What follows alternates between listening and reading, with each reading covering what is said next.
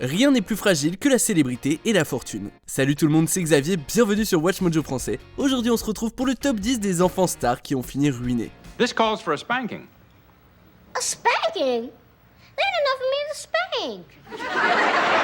Pour cette liste, on va s'intéresser à ce que sont devenues certaines jeunes célébrités qui ont grandi sur le devant de la scène, mais ont fini par se brûler les ailes sous les feux des projecteurs. C'est y part. Numéro 10, Drake Bell. Thank you for my swing set, Mr. Toolman.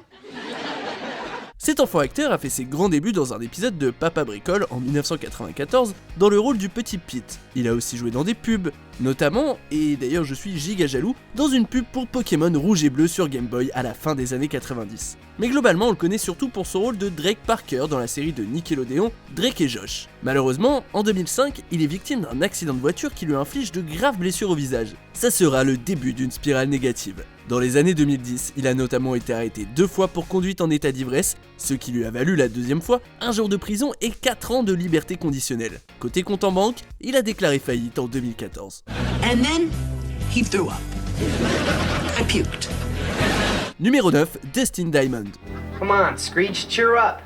Can't be that bad. Dustin a incarné Screech dans Sauvé par le Gong, une série de NBC. Un rôle recyclé un peu plus tard dans une expérience plus courte encore, Sauvé par le Gong, les années lycée. Tout son vécu dans le Sauvé par le Gong verse n'a pas rendu l'industrie tendre avec lui. Dustin a galéré par la suite et n'a obtenu que quelques apparitions au cinéma, un peu de taf dans la télé-réalité et vite fait du stand-up. Il a dû déclarer faillite en 2001, affirmant que ses darons avaient dépensé une grande partie de ses sous. Il a essayé de rebondir en réalisant sa propre sextape, dans laquelle il dit que ce n'est pas lui, mais une sorte de cascadeur qui joue son rôle. Dude, don't even get me started with that. Et ça n'a fait qu'empirer pour lui avec le temps, jusqu'à ce que Screech soit arrêté en 2014 pour trouble à l'ordre public et port d'armes illégales. Numéro 8, Joey Lawrence. I'm doing homework. What do you want? I want to come in and talk to you right now. Celui-ci s'est fait connaître pour son rôle du grand frère bien foutu et légèrement demeuré Joey Russo dans la sitcom Petite Fleur, diffusée à l'origine sur NBC dans les années 90. Après la fin de la série en 95, Joey a trouvé un taf régulier aux côtés de ses 2 frères Matthew et Andrew dans Salut les frangins. Sauf qu'après ça, les rôles se sont faits de plus en plus rares. Il a pas chômé pourtant. Il a fait quelques apparitions en guest à la télé et au cinoche, s'est essayé à la télé-réalité, a sorti plusieurs singles et a même joué dans une pièce à Broadway. Un homme polyvalent en somme, oui, mais tout comme son personnage dans Melissa and Joey, il a été confronté à des problèmes financiers dans la vraie vie. Et donc en 2017, Joey a déclaré faillite après avoir accumulé environ 355 000 $ de dettes. All right? Yes. So I'll do it first, and then you do it. Ready? Okay. Whoa! Numéro 7, Jodie Sweetin. Uncle Jesse, let's play ballerina. Uncle Jesse doesn't want to play ballerina. Yes, he does. Bien souvent, le contre-coup de l'enfance sous les spotlights, c'est que quand la vie retourne à la norme, elle paraît bien chiante à côté des strass et des paillettes de la vie qu'on menait avant. C'est en tout cas ce qui semble être arrivé à Jodie Sweetin, qui s'est réfugiée dans l'alcool et la drogue après l'arrêt de La Fête à la maison en 95 et qu'elle a dû finir le lycée et aller à l'université. Bien qu'elle ait réussi à éviter la faillite, elle a quand même eu un paquet de galères financières. Faut dire aussi qu'elle s'est mariée 3 fois, 3 unions qui ont mené à 3 divorces, ce qui n'a forcément pas aidé. En plus, elle a dû s'inscrire à plusieurs reprises à des programmes de traitement de l'addiction. Mais allez, une fois n'est pas coutume dans cette liste, je vous offre une fin heureuse. Jodie a réussi à dire non à la drogue en 2008 et récemment, on l'a vue sur Netflix dans le reboot La Fête à la maison 20 ans après. Surprise!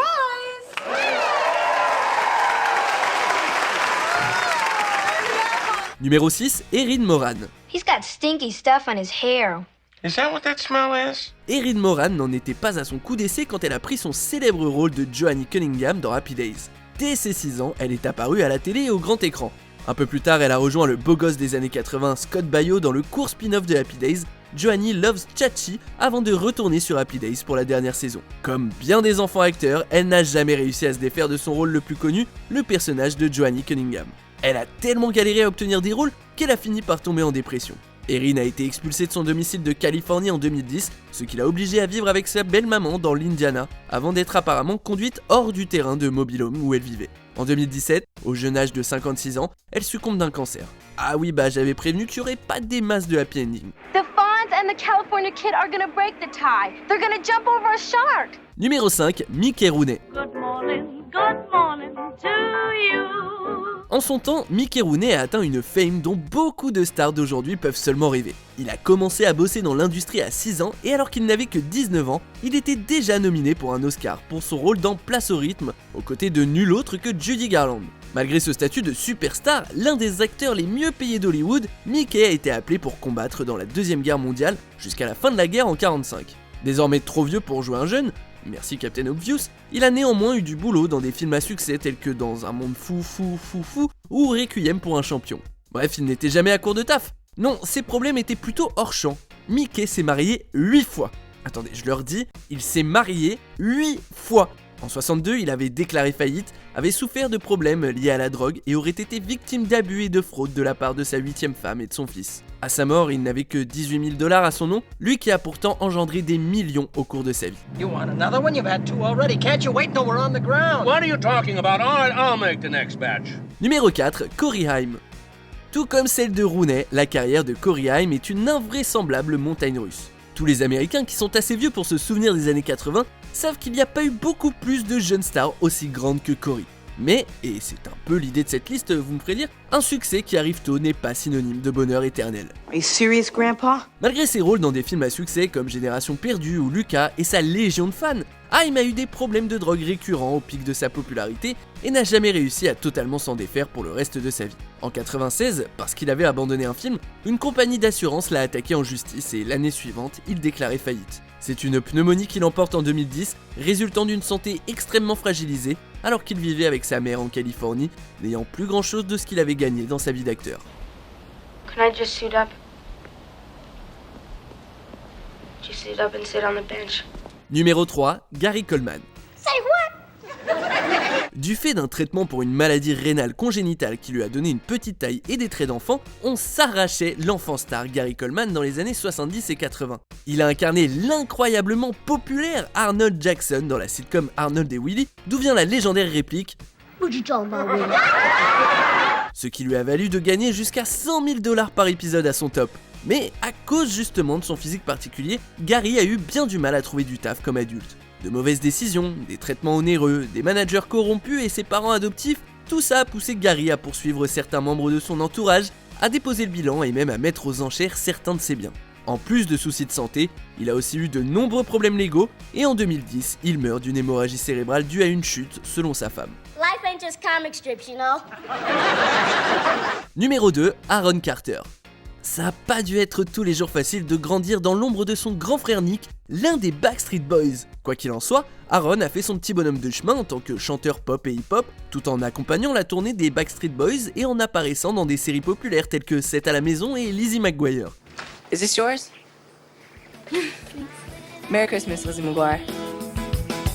Malheureusement pour lui, Carter a été arrêté pour possession de marijuana plus tard dans la décennie, ce qui a été le point de départ d'une spirale infernale. Non seulement il a fait plusieurs séjours en cure de désintox, mais en plus il a déclaré faillite en 2013 avec une dette s'élevant à 3,5 millions de dollars. La situation ne s'est pas franchement arrangée dans la fin des années 2010. Aaron cumulait problèmes judiciaires, de santé et de cœur, une telle galère qu'il a demandé à ses fans sur Twitter de lui faire des dons via GoFundMe, ajoutant qu'il ne possède pas l'argent qu'il dit qu'il a.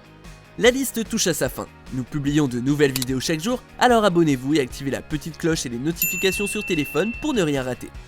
Numéro 1, Judy Garland. If you were really great and powerful, you'd keep your promises. Le fait que Judy Garland quitte ce monde tragiquement criblé de dettes à seulement 47 ans est une preuve, s'il vous en fallait une, de la véritable nature éphémère de la richesse, de la célébrité et du succès. Si Judy Garland n'avait joué rien que dans Le Magicien d'Oz, elle aurait atteint plus de fame et de succès que 99% de la planète. Pourtant, elle ne s'est pas contentée de ça. Judy a été nommée à 2 autres reprises aux Oscars pour Une étoile aînée et Jugement à Nuremberg. Elle est aussi la plus jeune lauréate à recevoir le prix Cecil B. 2000 pour l'ensemble de sa carrière et est nommée par l'American Film Institute parmi les 10 plus grandes actrices de tous les temps. C'est pas mal comme CV. Pourtant, comme trop de monde sur cette liste, la célébrité précoce a abouti à bien des problèmes personnels, comme la toxicomanie, l'alcoolémie ou encore l'argent détourné par son agent, ce qui a causé de fortes dettes et de grosses sommes à régler en arriérés d'impôts. You don't know what it's like to watch somebody you love just crumble away bit by bit. Ses soucis de santé, à la fois physique et de santé mentale, ont mené à sa mort par overdose accidentelle en 1969. Une triste fin pour Judy Garland, elle reste cependant une légende du cinéma. Que pensez-vous de notre sélection? Dites-le moi en commentaire et checkez cette autre super vidéo de WatchMojo français.